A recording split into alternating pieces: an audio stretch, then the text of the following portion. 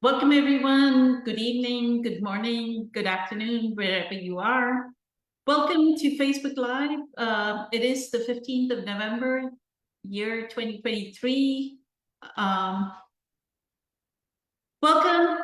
I hope everyone is having a wonderful start to their almost winter. It's winter in some places, so it's really cold. I see that we have been um, not very many people from the panel have joined yet. I'm hoping that they will join, but we do have Kelly, so I'm really honored to have Kelly. Kelly is a Qigong teacher and has delved into quite a few modalities of healings and spiritual practice. So we are going to tap into that wisdom today. So I wanted to ask Kelly, one of the things that happened around the workshop, right? I don't know if you were there for Terry's session, which was the first session on Sunday. So Terry was talking about purpose, right?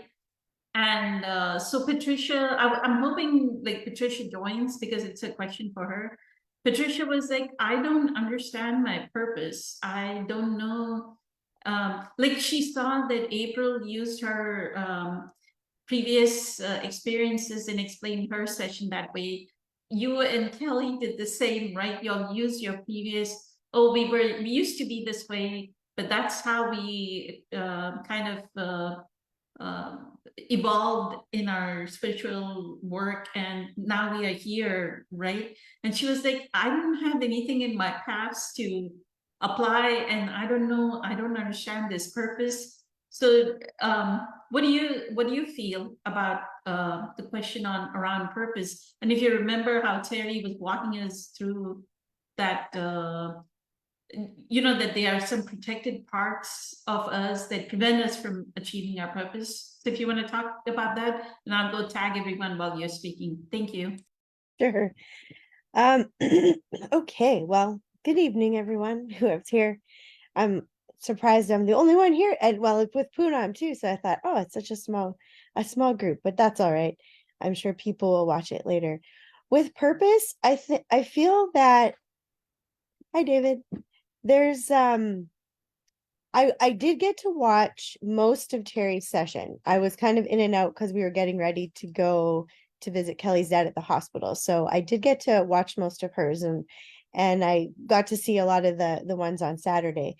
I feel like with purpose, like sometimes we put so much emphasis on like actually, I think it's more like we put pressure on ourselves to find this purpose, this thing that we have to do, and or that's going to contribute to the world. And I really think that everyone here on earth right now, your purpose is you're here to learn. And it depends what you're here to do. And then some of us want to develop gifts that we can help other people with, but there's so many different ways that you can help people with in your life. It doesn't necessarily have to be teaching spiritual classes, or it doesn't have to be teaching yoga. It could be a lot of different things where your purpose is to learn, and then to also pass that on in whatever way happens. Like your purpose could be to do volunteer work for different organizations, or it could be that you do philanthropy work or something like that.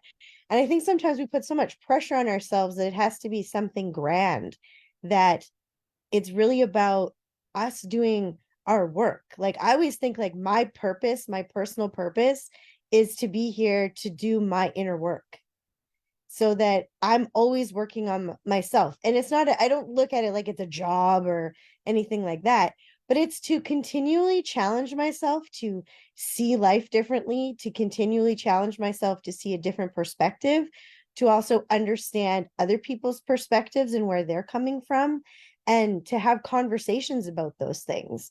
And I just feel like my purpose is that to challenge myself all the time. So if I feel something doesn't, what I believed yesterday, and then today it sort of doesn't feel right, then I challenge that. Well, why doesn't that feel right today? Why do I want to change it? What is, maybe I just have broadened my perspective. And so it's different. So I just feel like sometimes with our like people's purpose that we often, like I said already, is that we pressure ourselves to find this thing that's going to make a difference. But every single person already makes a difference by being here.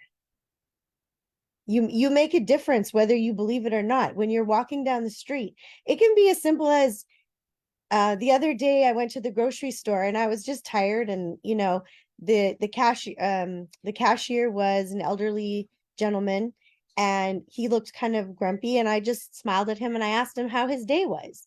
And he said, "Oh," and he smiled back, and he just sort of got out of his sort of funk or whatever, your mindless scanning of items. And then he started talking to me about how he just had adopted a little pet cat, and he was so excited to tell me about the cat. And he wanted to show me a picture, but he wasn't allowed to do that during work. And it just made his day, though, to tell myself and my daughter about that. And I felt good when I left. And he was smiling, and he had a smile on his face for the next person. And so in that moment, perhaps if you want to call it that, my purpose was just to be kind to someone. And you can affect people in very small ways like that all the time. And actually, a few days later, I went back to the same grocery store because I was getting other things, and he was there, and I just happened to ask. I said, "Oh, how's your cat?" He just got this huge grin on his face that somebody remembered something about him. And he said, "Oh, just a second."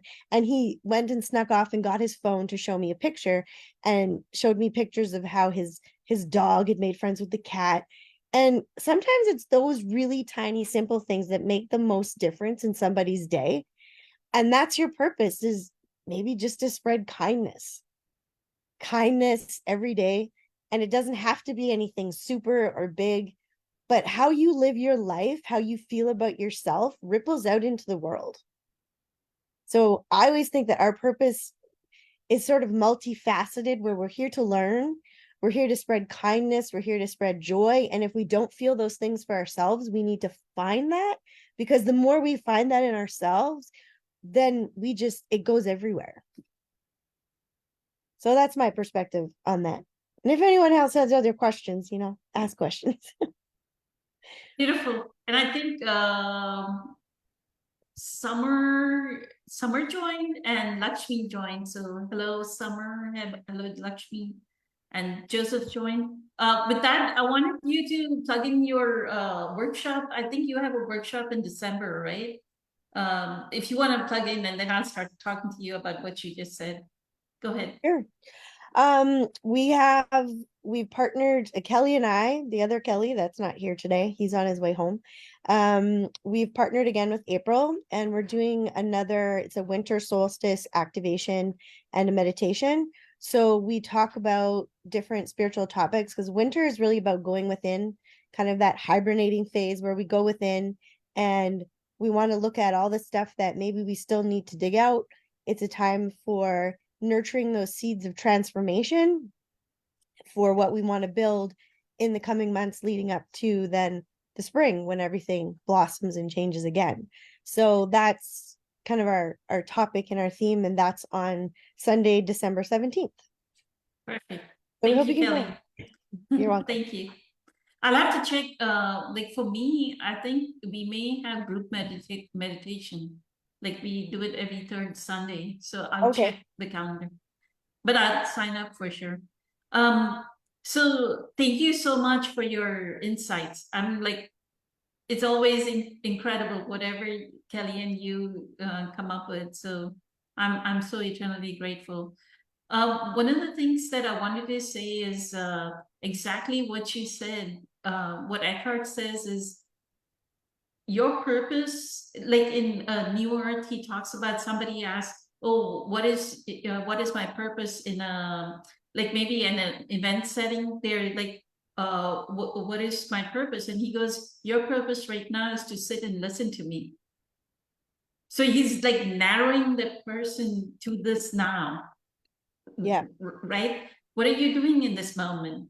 You are listening to me. So listen to me. That is your purpose. So people, first of all, have this mega idea of my purpose needs to be like Oprah Winfrey, where I go say, you got a car, you got a car. No, that is not your purpose. Your purpose is to be in this now,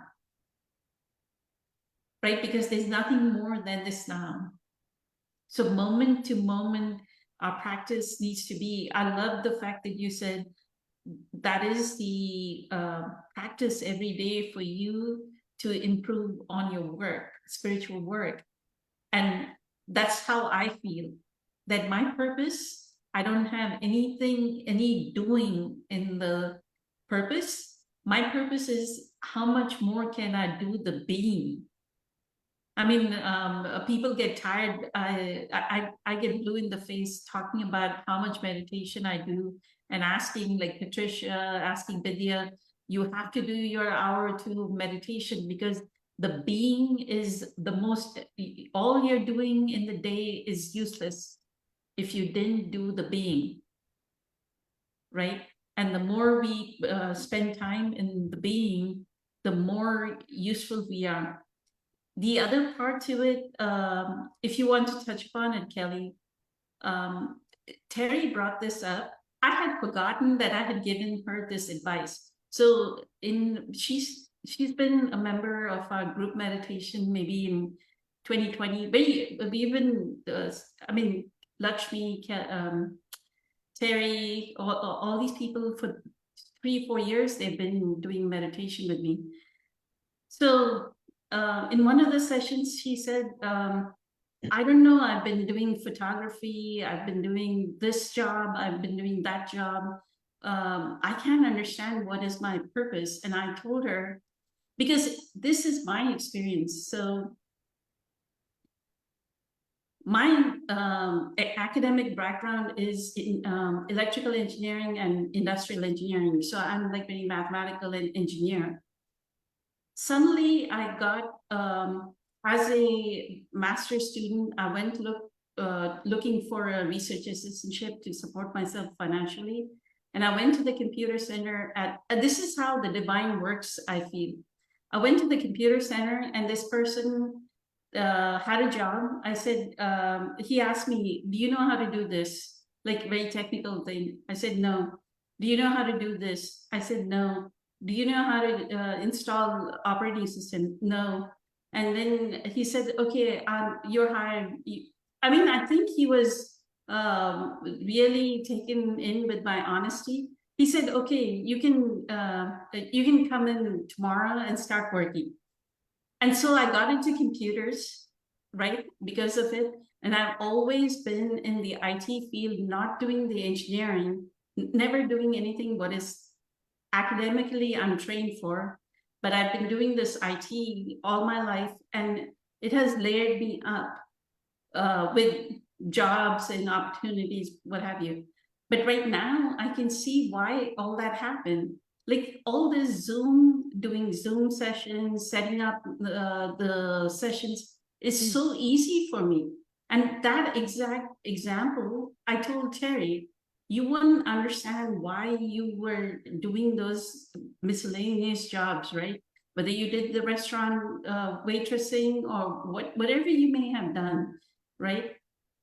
It will make sense somewhere in the future when you're very successful. You go, oh, I learned that trait from that person for that reason. I learned that trait from that person for that reason. If you want to talk about that, if you want to give examples of yourself where you see what you did 20 years ago, how it applies now, so that other people can have that example. Thank you. Yeah, no, that's a really good example. I know for me that I haven't necessarily I did have a career kind of for a while, but I also do so many other things. And I know for me personally that I'm happier when I'm exploring a lot of different things.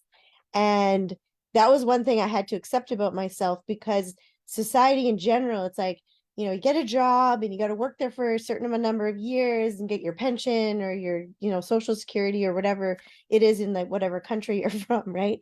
That So you have all this, outside things that are supposed to give us security, but I actually feel the happiest when I'm working on things that bring me joy. So because I started to do that um years ago, like I thought, like for me, when I graduated university, I had actually created what I thought was my dream job. And I got it, I got the salary I wanted, and then I worked there for, I think I was about there for about 8 years, almost 10 years in total. And then I just realized how stressful it was. I wasn't happy. The situation wasn't great. I wasn't listening to my intuition. And I had a health scare and I ended up like quitting and leaving what I thought was my dream job. And when I did something like that, though, it opened me up to other possibilities that I could be at home more to raise my kids because I had a one daughter at the time. And of course, as most people know, I have 4 kids altogether who are now almost everyone is an adult. So there's so many things in your life at certain times that you are not going, your life can be so different than you imagine or think of in your head. And that's what I think is so wonderful about life is that there are things today that you're doing, but you don't know in the future, like what you might have this idea, but it can be so much better than you can even imagine because you allow yourself to explore so many things. And when I quit that job, I had met some people that had published books and I'd always wanted to do that. So I learned how to do that and I became an author. And because I became an author, then I was asked to do some voice acting work for some of my work. And then I was asked to do voice acting work for other people. So I got into doing that. I had never imagined in my entire life that I would do that. And I love doing that. And I still do that. And I work for one company specifically. And but it's great because I get to do things and be characters that I would never, you know, be in real life. So it's kind of a fun thing to do. And my writing has changed. So I'm writing different things now. And then there's just, meeting Kelly, for example, because I became an author, I put on a fundraiser that he came to. And that's how we met. And so we talked about writing and doing collaborations. And that's how I got into doing Qigong. I'd never thought 20 years ago that I'd do Qigong, but then I met this person who told me about this cool thing. And I thought, I want to try that. So there's so many things that we just don't know how all the little threads are going to fit together. And I think sometimes when we pressure ourselves that we have to find some singular purpose to our life, I believe that our life's purpose is really to explore. If you want to give yourself a purpose, like explore your life. What things do you like? What, like, even things that scare you. If things scare you, explore why that scares you. Because sometimes it's just you hold yourself back from doing something because it's a little bit unnerving, or what are other people going to think about it if I do that? But if you don't take that step to go, you know what, I'm going to try this, you're not going to know where it's going to go.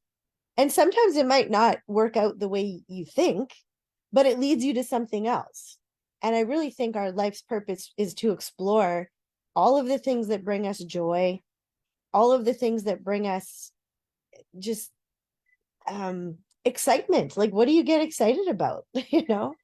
And like you were saying, Poonam, with your work, like what you have your background in, the background that I took in university, there was things that I thought I can apply to things I do now, like the Qigong, but I've also deepened that understanding, which I'm sure you have as well with your work, is that you deepen your understanding and you understand other things from another perspective because of the background that you have. But you didn't stick yourself in one place, right? Just to do one thing. So I don't know. I just think that our life's purpose should be to enjoy life and to explore. Like, we're all explorers in our own life and in creating what to do. Beautiful. Thank you. Thank you so much for those examples. So grateful for it. Patricia, did you want to ask? This is continuation of your question. You didn't hear the beginning part, but I explained to her that you had the question that my past does not make any sense. All the workshop session leaders always had something about their past that applied in the present. And that's what they were using as a lesson. I don't have anything in the past. So that's what Kelly is explaining. So if you want to ask her a question, or if you want to speak to it, Thank you. you're welcome. Yes, sometimes things come up for me and I don't know how they come up, but it's probably those layers that we opening more and more for the purpose. Because, and I don't sometimes know if that's ego asking, I want to have that great idea, because with Dr. Joe's meditations, you on, do something different, change. But what do we want to change? We want to change something that it's negative, that it's bringing us down, that's causing suffering.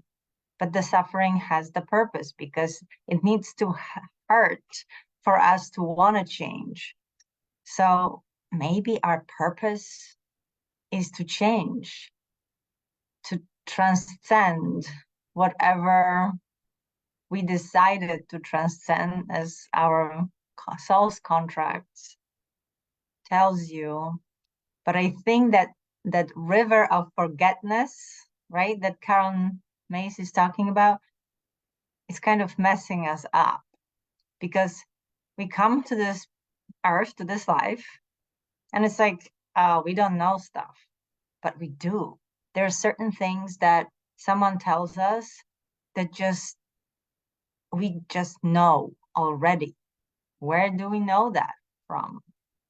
Right? This is the first time I'm hearing. And I think when I was reading Power of Now, that really dawned on me, because he said, well, the consciousness already working through you because you're reading the book and you're finding it interesting. Like, if someone is not at that point, they would never even read the book, or just they would picked it up and, put it away. So I am very enthusiastic about medical medium and how it brought healing to my life. And I'm working, I'm just having my fruit and vegetables every day. And I noticed that everybody around me tries to be healthy, but I know that they're doing the wrong things. But I also learn not to impose, or not to, try to force my ways on them, just to be patient and just like let them come to you. And something very interesting happened yesterday. One lady just came to me, and we were in the kitchen, and she said, "So, Patricia, you eat only vegetables? Why?" So I quickly told her why and mentioned medical medium. And the way I guess I talked about it, she's like, "Wow, that's so interesting. And you're so, like, what is that? Let me check it out online," right?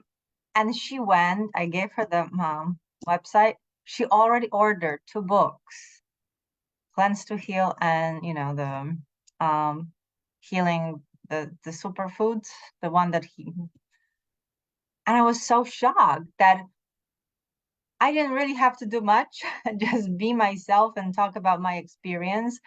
And that appealed so attractive to her that she just decided to do it right away. And I thought she would be the last person to even, consider it, because she appears very closed, very rigid. She's in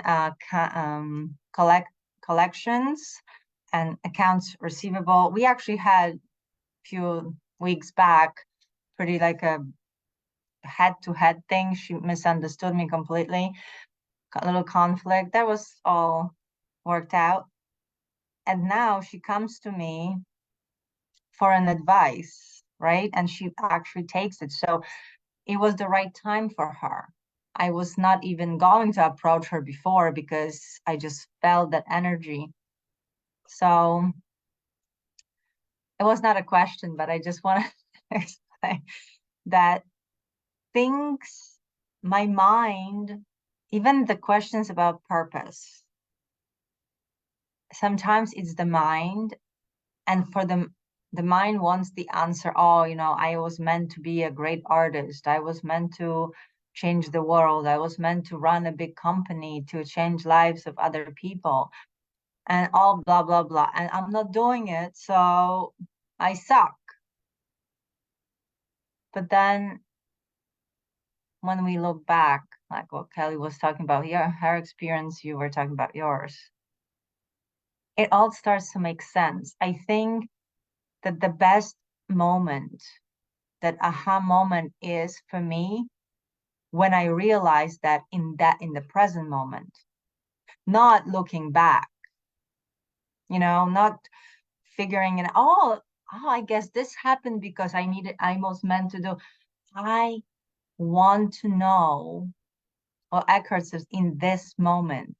So have that intuition, actually be able to listen to universe. I mean, through that pineal gland that Dr. Joe is, through his meditations, clearing from that metals, right, through everything, activating this incredible radio receiver that we have to connect to divine. And then you don't have to ask what's my purpose, because you're living it. And there's no even questioning it on figuring things out. You just become, I don't want to say a tool because it's like a negative, but a vehicle maybe for consciousness to work through you. And I heard someone say that we are consciousness poured into person. I'm like, oh my God, it's such a great, I had such a visualization of consciousness being everywhere. And this is just, each one of us is the unique setup and consciousness poured to us. And we, for a little bit, the consciousness is kind of almost forgetting who it is. So it takes on limitations of a person. Limitations, physical limitations, mental limitations, right? Even the lifetime. It thinks that it has limits. But then we have to go back to that infinity, unlimitedness. No, I don't know it's the right word. So I think when Eckhart finishes his book, Power of Now, and the answer to the question that questioners, and I think you brought up, Poonam, that in one of the before, like a year ago, because I remember it very clearly, when someone asked, when will I know that I'm enlightened? All right, right? So Eckhart says, when you don't have to ask that question. So I think that each one of us will find the purpose when we stop looking, like when we don't have to ask for it anymore. So just looking, I mean, being the purpose, right? So that's kind of where I am at this moment. So it changed since 2 weeks ago, or the workshop, when something came up during the workshop because of the loving energy, because of the presence of every wonderful soul that co-created this energy. And that little me, that little pain body, that insignificant part came up. But then I did walk for the world. And when this was the same meditation as the first time in September, but I so specifically this time, out of all meditation, heard the world cannot change without you. And that hit me. Oh my God. So like Kelly said, me, that little person, me, has the job to do. And whatever the job is, I don't know today from tomorrow. I just know right now that I'm talking and I was meant to be here and be in the present moment. And I love it. I love being here. So, right? No more. So something, it's the same thing as when someone told me when I was a teenager and I constantly had a nightmares, like a specific dream was coming up and I couldn't run. It's like was stuck, was holding me and I needed. And then someone said, well, I said, what do I do to stop dreaming this? It's like, well, once you work this out, the dream will stop. You will not work it out inside the dream. You can't do anything within the dream. You have to work it out here and then the dream will stop because there's no more need for this. So the same thing with the question, I guess. Beautiful. Thank you so much, Patricia. I Thank hope you it for makes your sense. input. I just don't know. Grateful. Amazing. So there's so what I see, there's like a complete 180-degree shift from what you were during Terry's, like you fell apart in Terry's workshop, and now you're very grounded, right? So one of the pointers I would give is, just like Dr. Joe says, in the morning meditation, do a mental rehearsal. What happened at that point in time? What thoughts should I no longer fire and no longer wire together? Right? Whatever came up, whatever emotional state, what emotions do I no longer need to feel? Inferior. I felt very inferior to everyone, that But I don't have anything to offer. the same you is here right now, and it's full of life right now, right? So in 2 weeks, a couple of meditations, and it's a different you. And it's not Yeah. meditations, Poonam. I just want to thank you and using this opportunity, huge, because I didn't have a chance. The simplest thing, you were relentless in saying, Patricia, you need more sleep. And I promised you on Friday that I'm gonna commit to it. And guess what? This week, Sunday, because Saturday I had my healing. Saturday, Monday, Tuesday, I was in bed by 8 o'clock.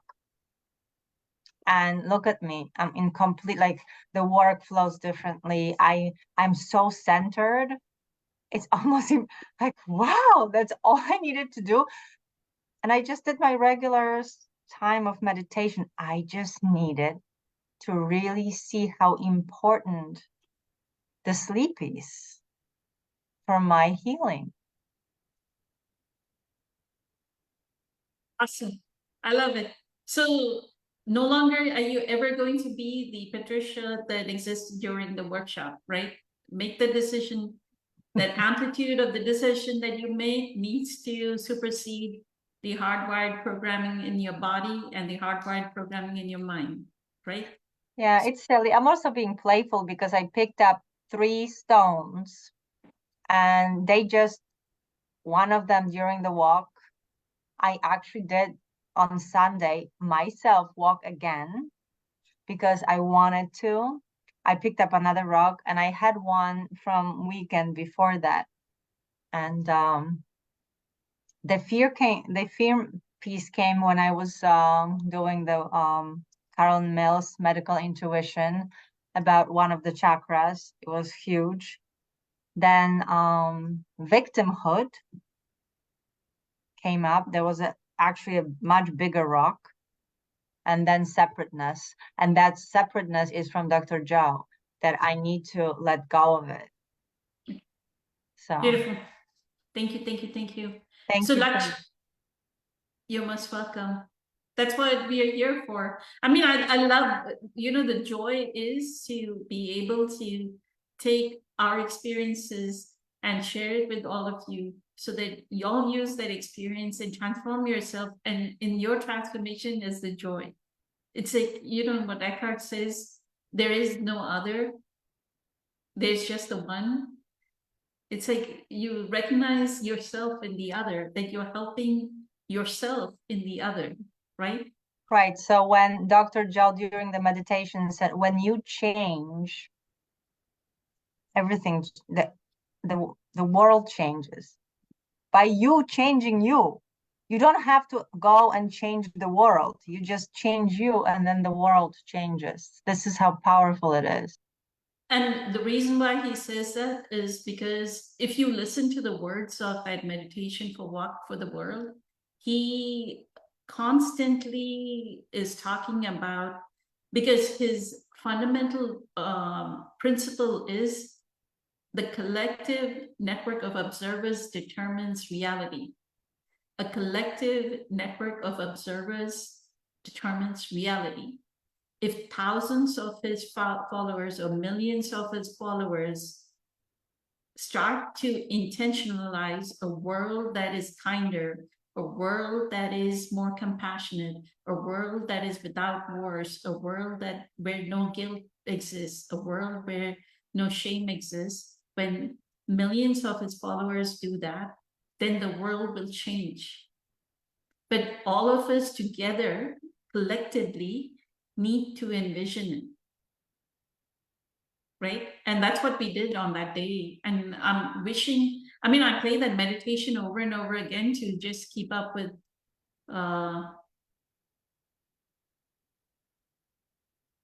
the meditations. So Kelly, Lakshmi said, so beautifully explained. This was for your first explanation.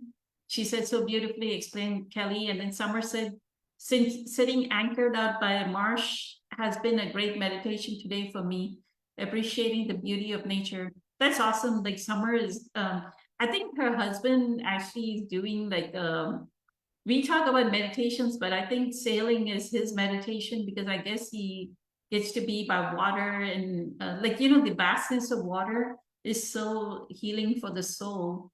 And Summer said, I'm enjoying the purpose of listening to this panel. So beautiful. And you wanted to say something about sleep, Kelly? Oh, I can just say it really quickly. Just that, like we do healing on so many levels during our sleep. So when our sleep is interrupted for whatever reason, we're not helping ourselves. Like sleep is actually so much more important than we give it credit for. We always think, oh, I'll make up for it tomorrow, but being sleep deprived can have significant effects on your mental health and your physical health and all that kind of stuff. So that's all I had. Yes, Kelly, I actually heard some scientists years back made experiments, and it was a documentary on Netflix or somewhere, how in different situations body will start shutting down because it needs to give energy to the brain, right? So organs, or like when you don't have food, they will start eating yourself, blah blah blah, everything to survive the longest time. However, if you go even in a hot air balloon or drive a car for longer than like 12 hours or whatever, your body, no matter if you're gonna go hit someone and die because you lose, it's gonna fall asleep. Explain that, how sleep, right? If it's not getting sleep, it doesn't have to get water, it doesn't have to get food for like days and days. It will start trying to survive another day and another day. The minute you're not getting sleep, you're done. Like it will force you to just pass out. Even if you're actually driving, let's say a truck, which will risk you killing yourself. Eckhart said that people who are lost in the snow, that's what happens to them, right? Eventually the body will fall asleep, and that's where they meet with the accidents or they get buried in the snow, is because they cannot avoid sleeping, right? How much ever they want to keep going. So let me move to Francesca. Francesca, I don't know if you understood our topic or were you listening to our topic? It's about purpose, and I was kind of tying it to whatever our past experiences have been. They will show us that eventually all those experiences were needed to bring out our purpose. So if you want to speak to that, thank you. Okay, yeah. Hi, can you guys hear me actually? Okay, good. I haven't been on Zoom in a while, and so I wasn't sure about the sound. And I didn't hear the topic because I set my alarm, but for some reason my alarm didn't go off, so I ended up joining late. Yeah. And yeah, in relation to the topic is purpose. You didn't join late, you joined at the right time. That time was the right time for you to join. Yeah, of course. Thank you. Yeah, in relation to purpose, I normally, from my own experience, I find that our purpose reveals itself to us over time. And we have the ability to, I guess, add, so for example, my purpose as I came into wisdom from, doing my inner work journey from my head to my heart, which I'm still doing, and not just still doing it, but it's because every level of wisdom that I've come into also evolves, right? So every time I grow, every time I come into something, it's like, oh my God, this is, so it's like almost like here I'm thinking at this level, and then it's like, oh my goodness, my thinking is here on the same very topic, so for myself, I've experienced purpose as something that revealed itself to me because I think I saw in the comment here, Kelly mentioned, it's about embodying, right? So it's something, as I come into wisdom, I put that wisdom into practice, into my day-to-day life. So I become an embodiment of it. And as a result of that, I suddenly one day I get the idea like, oh my goodness, maybe I can teach this to somebody. Oh my God, I should probably share this and so forth. So it's something that, to me, from my own experience, that has formed itself over time, because I remember when I first received that channeling that, it's time to teach, and I was going to be a teacher of the Dharma. That's what we call this, right? In Buddhism, first it was like people telling me from the outside, and I was like, oh no, I don't think like, I'm not a monk, people are gonna laugh at me, I'm like, I'm not, what am I supposed to say, how am I going to say that I've come into this wisdom, blah blah blah. So I had all of these limiting beliefs, right? And and then internally I was, things were happening in my life that kept pointing me in that direction, saying, it's like, oh my God, you have to teach, you have to do this. And then what ended up happening, I was fighting it so much because I was, obviously there was insecurity there at the time. And my understanding of those who become teachers are like monks and priests, and so you have to be ordained, and if you're not, you can't talk about the Eightfold Path, or you can't talk about certain things. So I had a lot of limiting beliefs behind my fear of showing up. And what ended up happening was the universe decides, okay, I'm going to take, it's like the universe saying, okay, I'm going to take it into my hands. And so the universe started orchestrating everything around me to put me in a position where I ended up showing up. I ended up writing, my first workshop and so forth, and the stuff that I was going to teach. And that's actually basically all of the wisdom that I came into from my own journey. So every time I evolved, the techniques that I've used, the whole 9 yards, every single thing from the beginning of my journey all the way to where I was at that moment in time, everything that I teach and that I've produced is a manifestation of what came out of my own journey. How, so how did I come into wisdom? How did I evolve? What did I learn during that journey and so forth? And that ended up literally, that is my purpose. It's like, okay, here I am having this human experience, in this world. And, that comes with desires for, sometimes thingness in different forms and so forth. It comes with responsibility of having a child and so forth. And then here is that beautiful being, the being part of me, right? So the being part of me that also is here to have its own experience. And that experience is to help me, my human, to evolve, right? So it helped me to develop the right mind, the right concentration, the right understanding, and so forth.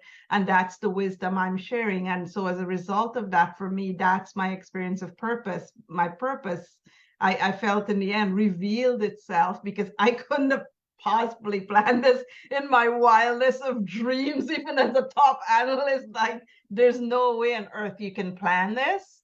And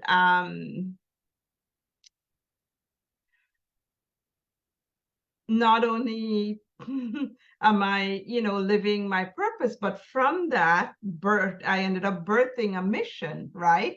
And I call it a mission because, it's intentional, right? It's with intent. My intention is to contribute to the evolution of consciousness, to contribute to humanity's evolving. So I've chosen my path now, right? And I'm rooted in that path. And no matter what happens to me, I still have that mission. And my mission is to help humanity to see with as much clarity as I possibly can before my time has come to exit, this human body, how we suffer the wrong way, and that we have been suffering the wrong way since the beginning of time, because we have been suffering based on the stories that the egoic state of mind tells us, based on our programming, based on our limiting beliefs, our conditioning, and all of these things, right? And so it became my mission to teach, to help humanity to remember,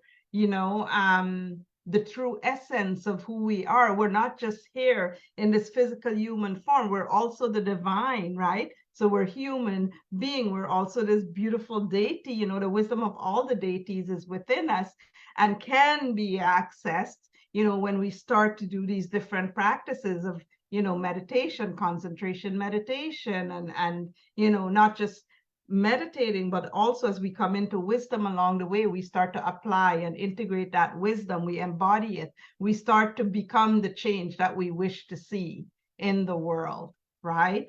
And so it's not just, for me, it's not just about helping humanity to remember the essence of who they truly are, but, and to help us to evolve our consciousness so that we can experience and express ourselves, from that higher realm rather than from the lower vibrations of our programming, right? Like, as we can see, sadly, in the wars and so forth, that's I call it low frequency, form of expression, right? Versus, experiencing and expressing ourselves as the deities that we are, right? Which is from that space of love and presence and wholeness, and instead of wars, we learn how to have the right communication and so forth, right? So that we can experience that peace that we've been wanting and talking about, but not necessarily taking action towards it, right? So I'm, for me, purpose is more focused on, yes, helping to move that old energy, I guess, out of the way, for lack of a better word, so that we can all awaken, the essence of who we truly are, and not just us, each individual. I mean, we are the ones that make up the corporations, of course, because at the end of the day, we are the employees. We work for them. Our boss is, our boss, but, we have people in leadership positions, for example, that aren't necessarily meditating, right? Isn't the change, that we wish to see in the world, and so they're right now, a lot of companies, they're actually attuned to what I call the lower frequency of consciousness, right? Because they are essentially playing a role in serving our suffering indirectly. I mean, who's happy at work these days for the most part? Who is even making as much money as they truly deserve to make, right? We're still technically in that slavery system and so forth, right? And so this can go really, really deep. I guess my point that I'm trying to make in relation to my own experience and my own, understanding and my purpose is, I'm contributing. I've become the change that I wish to see. I'm contributing towards the evolution of consciousness in a way that will help humanity, will help serve humanity better, right? So, yeah, pretty much in a nutshell, it's something that, I don't know, that kind of revealed itself to me, I guess, as I evolved. So it's not something that I could plan. It became intentional after I got to a certain level in my journey. And as I learned how to create the right intention or choose the right intention, I've been refining that. So every single thing that I've learned, I've refined over and over again, right? It's kind of part of the journey itself, if that Beautiful. makes sense. Thank you so much, Francesca. Phenomenal. So, Summer said, yes, Poonam, he's so happy on the water in the sailboat. I think I'm channeling her husband's joy on the water. And like her sons drove 4 hours to help their grandmother, which was beautiful, so sweet. But she's sad about the wars in Gaza and Ukraine. That'll be another topic. Maybe next week we'll have that topic. I know it's getting late for Patricia, so I may close the call a little bit early. But Patricia, I do want to tell you, like right now, what I feel is just like Kelly had said right in the beginning, that she feels that doing the work is what is the most important thing for her. Even I feel the same way, that every day, how deep, Dr. Joe says that he, before he starts the meditation, he walks up and down and decides what is he not going to do during the meditation. What does he want to intend? Like, we'll go into, oh, I have that meeting, or I have that plane to catch, I have that workshop to do, or whatever it may be, right? So he says, he walks up and down for 5 minutes. He calls it the think box and the play box, right? When you're in the play box, you're in the play box. When you're in the think box, you think, what exactly are you going to do? Everything is that way, right? Because morning meditation is that you plan what thoughts you're going to think, what emotions you're going to experience throughout the day, and make sure that your experience is of gratitude, that worthy of receiving. So even I do that. Like, this meditation, what am I going to go deeper into? Is it my breath work that I'm going to go deeper into? Is it, what do I need to focus, right? And you were asking also, what meditation do I select? So do I need a heart opening this day? Do I need, maybe I had a lot of calls during the day. So in the evening, do I need to open up my heart? Like this morning, I did one half of the center of the magnet, because I knew to flow love in the evening, I need to open my heart in the morning, right? Like that's my only time. So that's how, it's more about increasing my depth of presence. And with that, like the more deeper, and I'm going to ask Kelly next time we meet, because I see a lot of difference between Kelly and Kelly in the past 2-3 months. Something happened, but that question I know it's going to be a long answer. What changed in the past few months? You have to tell me the next time. That's going to be the question, Kelly, if you'll join in 2 weeks. Let's close the call. Okay, it's getting late. I know there are a couple of more people that responded on the live. Edith said hearts. A new Patricia is blossoming. And Lisa said a moment of healing What did Lisa say? I think I missed what Lisa said. Joseph Murphy said, please, peace and blessings. So that's a beautiful intention, peace and blessings. Like I always say, peace, harmony, and abundance for all. That should be our intention, right, for this group. Much love, incredibly amazing session. Thank you so much. Infinite gratitude. Thank you so much for choosing your divinity over your humanity, and beautiful insights. And we will meet again in 2 weeks. Have a wonderful evening. Bye. Thank Good you. night, everyone. Many blessings. Bye.